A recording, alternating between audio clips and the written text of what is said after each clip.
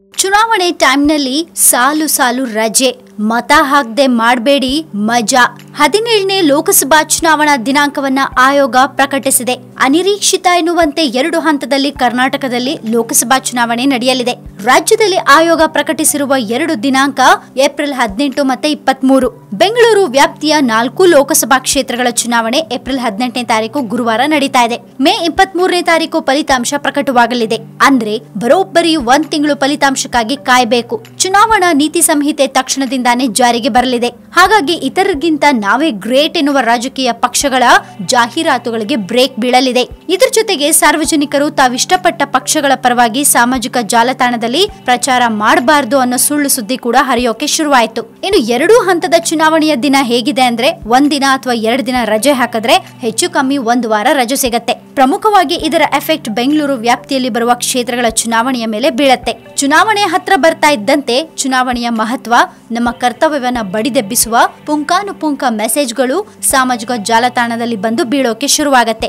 ಅಸ್ಲಿಗೆ ಸಾಮಾಜಿಕ ಜಾಲತಾಣದಲ್ಲಿ ಕರ್ತವ್ಯ ಪ್ರಜ್ಞೆಯ ಬಗ್ಗೆ ಮಾತನಾಡುವ ಶೂರರೇ ಚುನಾವಣೆಗೆ ಇನ್ನೊಂದಿನ ರಜೆ ಇದೆ ಅಂತ ಊರಿಗೋ ಪ್ರವಾಸಕ್ಕೋ ಗಂಟು ಮೂಟೆ ಕಟ್ಕೊಂಡು ಹೋಗೋ ಎಕ್ಸಾಂಪಲ್ಸ್ ಗಳೇ ಜಾಸ್ತಿ. ಬೇಸಿಗೆ ರಜೆ, ಸಾಲು ಸಾಲು ಹಬ್ಬ ಹರಿದಿನಗಳ ನಡುವೆ ಕರ್ನಾಟಕದ 2 ಹಂತದ ಚುನಾವಣೆ ಫಿಕ್ಸ್ ಆಗಿದೆ. ಮತದಾನ ಕಡ್ಡಾಯ ಅನ್ನೋ ಕಾನೂನು ನಮ್ಮಲ್ಲಿ ಇಲ್ಲದೆ ಇರೋದ್ರಿಂದ ವೋಟ್ ಹಾಕ್ತೆ ಒಂದೋ ಮನೆಯಲ್ಲಿ ಕೂತ್ಕೋತಾರೆ, ಇಲ್ವಾ ಊರಿಗೆ ಹೋಗೋರ್ನ ತಡೆಯೋಕೆ ಸಾಧ್ಯ ಇಲ್ಲ. ದುರಂತ ಅಂದ್ರೆ ಇಂಥವ್ರೆ ಮತದಾನದ ಮಹತ್ವವನ್ನ ಸಾರುವ ತಮಾಷೆಯ ಕೆಲಸವನ್ನ ಮಾಡ್ತಿರ್ತಾರೆ. ಚುನಾವಣಾ ಆಯೋಗ ಮತ್ತೆ ಇತರ ಸಂಸ್ಥೆಗಳು ಮತದಾನದ ಮಹತ್ವವನ್ನ ಸಾರುವ ಹಲವು ಕಾರ್ಯಕ್ರಮ, ಸೆಮಿನಾರ್ಗಳನ್ನ ಹಮ್ಮಿಕೊಳ್ತವೆ. ಆದ್ರೆ ಇದುವರೆಗೆ ಇದ್ಯಾವುದೂ ಮತದಾರರನ್ನ ಚುನಾವಣಾ ಬೂತ್ಗೆ ಕರೆತರುವಲ್ಲಿ ಅಷ್ಟಾಗಿ ಯಶಸ್ವಿಯಾಗಿಲ್ಲ. ಇದಂತೂ ಸತ್ಯ. ಯಾಕಂದ್ರೆ ಗ್ರಾಮೀಣ ಭಾಗದಲ್ಲಿನ ಜನರ ಉತ್ಸಾಹಕ್ಕೆ ಹೋಲಿಸಿದ್ರೆ ನಗರ ಪ್ರದೇಶದ ಜನರು ಹೆಚ್ಚು ಕಮ್ಮಿ ಸೋಮಾರಿಗಳೇ. ಏಪ್ರಿಲ್ 18ನೇ ತಾರೀಕು ಚುನಾವಣಾ ದಿನಾಂಕ ಬೆಂಗಳೂರಿನ 4 ಲೋಕಸಭಾ ಕ್ಷೇತ್ರಕ್ಕೆ, ದಕ್ಷಿಣ, ಉತ್ತರ, ಸೆಂಟ್ರಲ್, ಗ್ರಾಮಾಂತರ ಈ ದಿನ ನಿಗದಿ ಮಾಡಿದೆ. ಚುನಾವಣೆಯ ದಿನಾಂಕದ ಹಿಂದೆ ಮುಂದೆ ಬರುವ ರಜೆಗಳ ಪಟ್ಟಿ ಇಂತಿದೆ. 1 ತಿಂಗಳು ಮೊದಲೇ ರಜೆಯ ಪ್ಲಾನ್ ಹಾಕೊಳ್ತಿದೀವಿ ಅಂತ ಯಾರು ಕೂಡ ಅಪಾರ್ಥ ಮಾಡ್ಕೋಬಾರ್ದು ಅನ್ನೋದೊಂದು ಮನವಿ. ಚುನಾವಣೆಗೆ 1 ದಿನ ಮೊದಲು ಏಪ್ರಿಲ್ 17ನೇ ತಾರೀಕು ಮಹಾವೀರ ಜಯಂತಿಗಾಗಿ ಸರ್ಕಾರಿ ರಜೆ. ಚುನಾವಣೆಯ ಮರುದಿನ ಅಂದ್ರೆ ಏಪ್ರಿಲ್ 19ನೇ ತಾರೀಕು ಮತ್ತೆ ಸರ್ಕಾರಿ ರಜೆ, ಅದು ಗುಡ್ ಫ್ರೈಡೆ. ಇದಾದ್ಮೇಲೆ 2 ದಿನ ಅಂದ್ರೆ ಏಪ್ರಿಲ್ 20, 21 ಶನಿವಾರ ಭಾನುವಾರ. ಪುಣ್ಯಕ್ಕೆ ಅದು ಸೆಕೆಂಡ್ ಸ್ಯಾಟರ್ಡೆ ಅಲ್ಲ.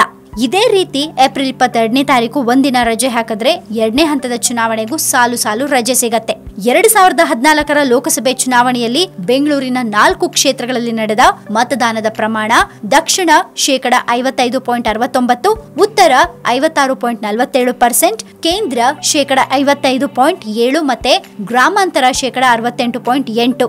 ರಾಜ್ಯದ 28 ಲೋಕಸಭಾ ಕ್ಷೇತ್ರಗಳಲ್ಲಿ ಅತ್ಯಂತ ಕಡಿಮೆ ಮತದಾನವಾದ ಕ್ಷೇತ್ರಗಳಲ್ಲಿ ಬೆಂಗಳೂರು ದಕ್ಷಿಣ ಮೊದಲು, ನಂತರ ಬೆಂಗಳೂರು ಕೇಂದ್ರ, ಅದಾದ್ಮೇಲೆ ಬೆಂಗಳೂರು ಉತ್ತರ. ಅತಿ ಹೆಚ್ಚು ಮತದಾನವಾದ ಕ್ಷೇತ್ರ ಅಂದ್ರೆ ಅದು ದಕ್ಷಿಣ ಕನ್ನಡ, ಅಲ್ಲಿ 77.18% ಮತದಾನವಾಗಿತ್ತು. ಕಳೆದ ಅಸೆಂಬ್ಲಿ ಚುನಾವಣೆ ನಡೆದ ದಿನಾಂಕ ಮೇ 12, 2018 ಶನಿವಾರ.